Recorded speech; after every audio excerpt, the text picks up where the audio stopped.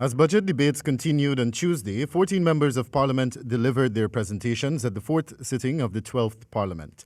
Representing the opposition and coalition as well as his constituency, Region 5 Mahaika Berbice, Vince Roy Jordan spoke to the lack of funding in the budget for development in a number of areas, inclusive of education in the region, healthcare, and for farmers in Region 5, while noting that the previous administration placed lots of emphasis on development in a number of communities in that region, such as the distribution of 640 house lots. This question is already being asked by many if we are returning to the dark and gloomy days of agriculture in the Mahaika Berbice region prior to the days of 2015. Meanwhile, Honourable Member Faisal Jafarali, representing the business of the government and the Mahaika Berbice Region 5 constituency, empathized with the Henry family on the loss of their boys, Isaiah and Joel, as well as the family of Harish Singh, before proceeding to call for justice for innocent persons whom he claimed were beaten, robbed and tortured during days of ensuing protests as a result of the killings of the teens. He further lashed out at the previous administration for salary increases undertaken in the first year of its tenure.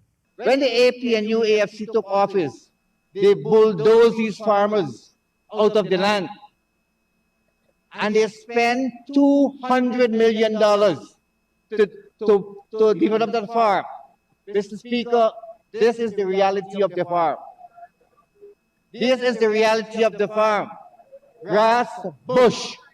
And I'm certain the Honourable Member knows that very well.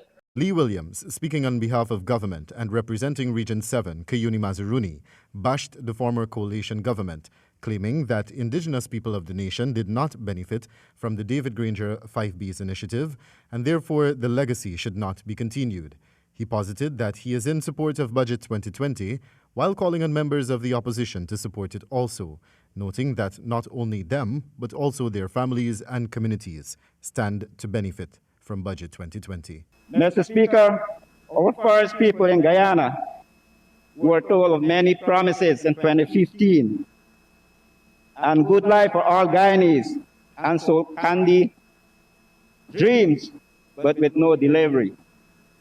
More jobs, improved health care, more access to education, improved communication, hinterland electrification. The list go on and on. But instead, raise their salary. Is that within 6 months after assuming into government? Was that a good life for all Guyanese? Meanwhile, newly appointed Member of Parliament, Jarita Finance, in her budget presentation, noted that the government is dangling a carrot in the faces of Guyanese by handing out a $25,000 cash grant to each household.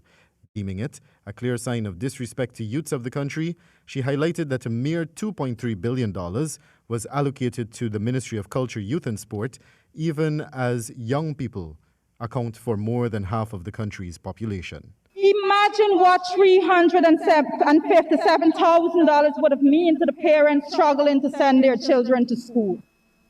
Imagine what $357,000 would have meant to the cleaners barely managing to pay their basic bills.